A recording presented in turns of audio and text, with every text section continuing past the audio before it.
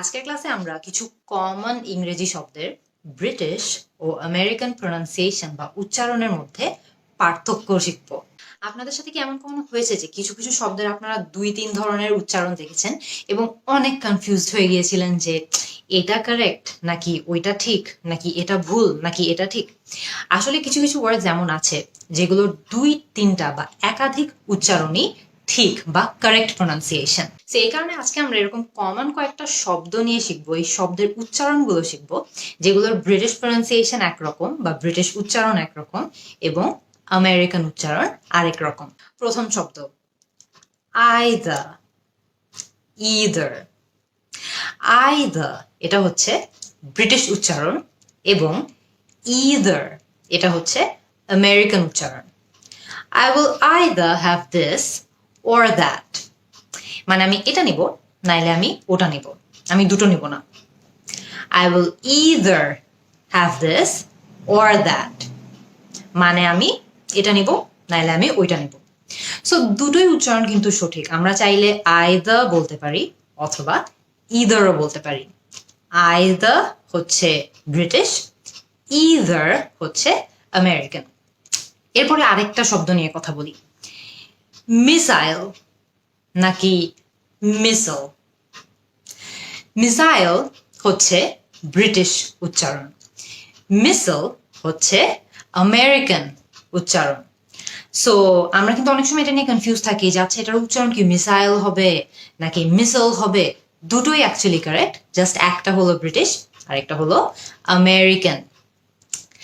আরেকটা শব্দ লিজার নাকি লেজার। লেজার হচ্ছে ব্রিটিশ, লিজার হচ্ছে আমেরিকান। আমি কিন্তু অনেকবার আপনাদেরকে এই শব্দটার কথা বলেছি, এই শব্দটার মিনিং বা অর্থ কি আপনাদের খেয়াল আছে? আমরা অনেক সময় এটা বলি না, what do you enjoy to do in your leisure time, অথবা আমি যদি ব্রিটিশ অ্যাকসেন্টের লেজার বলি তাহলে কিন্তু সেমই হয় যে what do you enjoy to do in your leisure time. So এটার অর্থ হলো যে আপনি ফ্রি টাইমে কি করতে পছন্দ করেন। সো দুটো উচ্চারণই কিন্তু কারেক্ট। আপনি যদি আমেরিকান অ্যাকসেন্টটা ফলো করে করেন তাহলে আপনি লিজার এভাবে বলবেন, আপনি যদি ব্রিটিশ অ্যাকসেন্টটা ফলো করে করেন আপনি তাহলে লেজার এভাবে বলবেন। নাইদার নাকি নিদার, আসলে দুটোই কারেক্ট। নাইদার এটা হচ্ছে ব্রিটিশ উচ্চারণ, নিদার এটা হচ্ছে আমেরিকান উচ্চারণ। I will neither have this nor that, মানে আমি এটাও নিব না ওইটাও নিব না। I will neither have this nor that, এটাও নিব না ওটাও নিব না। দুটো উচ্চারণই কারেক্ট। আগেন একটা হলো ব্রিটিশ উচ্চারণ আর একটা হলো আমেরিকান উচ্চারণ। আরেকটা কমন শব্দ যেটার উচ্চারণ নিয়ে আমরা অনেক সময় অনেক আনসার্টেন থাকি, ফেব্রুয়ারি নাকি ফেব্রুয়ারি। ফেব্রুয়ারি হলো ব্রিটিশ উচ্চারণ, ফেব্রুয়ারি হলো আমেরিকান উচ্চারণ। আমরা সবসময় ফেব্রুয়ারি কোনটা কারেক্ট হবে এটা নিয়ে একটু কনফিউজ থাকি, কিন্তু আজকে কিন্তু আমরা জেনে নিলাম যে দুটো উচ্চারণই কারেক্ট, একটা ব্রিটিশ একটা আমেরিকান। সেমি নাকি সেমাই, দুটোই কারেক্ট। সেমি হলো ব্রিটিশ উচ্চারণ এবং সেমাই হলো আমেরিকান উচ্চারণ। It's a semicircle, British. It's a semicircle, American. আরেকটা শব্দ যেটার উচ্চারণ নিয়ে আমরা অনেক সময় অনেক কনফিউজ থাকি, schedule নাকি schedule, দুটোই কারেক্ট। schedule হলো ব্রিটিশ, schedule হলো আমেরিকান। এখন থেকে কিন্তু আপনারা যে অ্যাকসেন্টটা ইউজ করতে চাচ্ছেন সেটা অনুযায়ী আপনি দুটোই ইউজ করতে পারেন, কারণ দুটো উচ্চারণই কিন্তু কারেক্ট। আরেকটা কমন শব্দ যেটার ব্রিটিশ এবং আমেরিকান উচ্চারণ একটু ভিন্ন, ভিটামিন নাকি ভাইটামিন। ভিটামিন হলো ব্রিটিশ উচ্চারণ, you need to take some vitamin C, British. Vitamin, you need to take some vitamin C, তখন হয়ে যায় ওটা আমেরিকান। খেয়াল করে দেখবেন দুটোই কিন্তু কারেক্ট, কিন্তু আপনি যেই অ্যাকসেন্টটা ইউজ করতে চাচ্ছেন সেটা অনুযায়ী আপনারটা পাল্টায় নিলেই হবে। গ্যারেজ নাকি garage, দুটাই correct. My car is in the garage, British. My car is in the garage, American.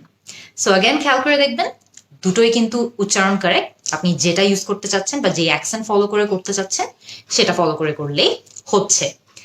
Last একটা খুবই কমন ওয়ার্ডের ব্রিটিশ এবং আমেরিকান উচ্চারণ কিন্তু আমরা খুবই কমনলি জানি এবং কমনলি এটা নিয়ে একটু কনফিউজডও হই। এই ওয়ার্ডটা কি জানেন? ওয়াটার। ওয়াটার আমি যদি এভাবে বলি এটা কিন্তু আমেরিকান উচ্চারণ হয়। ব্রিটিশরা এটাকে কিভাবে বলেন জানেন? এটা একটু একটু কঠিন, কিন্তু এটা কিন্তু খুবই ফেমাস। ব্রিটিশরা এটাকে ওয়াটার এভাবে বলে। সো আপনি যখন ব্রিটিশ অ্যাকসেন্ট অনুকরণ করতে চাচ্ছেন তখন আপনি এটাকে ওয়াটার এভাবে বলতেন। আর আপনি যখন আমেরিকানটা করতে চাচ্ছেন তখন কিন্তু আরেকটু ইজি, ওয়াটার এভাবে বললে এটা আমেরিকান অ্যাকসেন্ট হয়ে যায়। পার্থক্যটা কোথায়?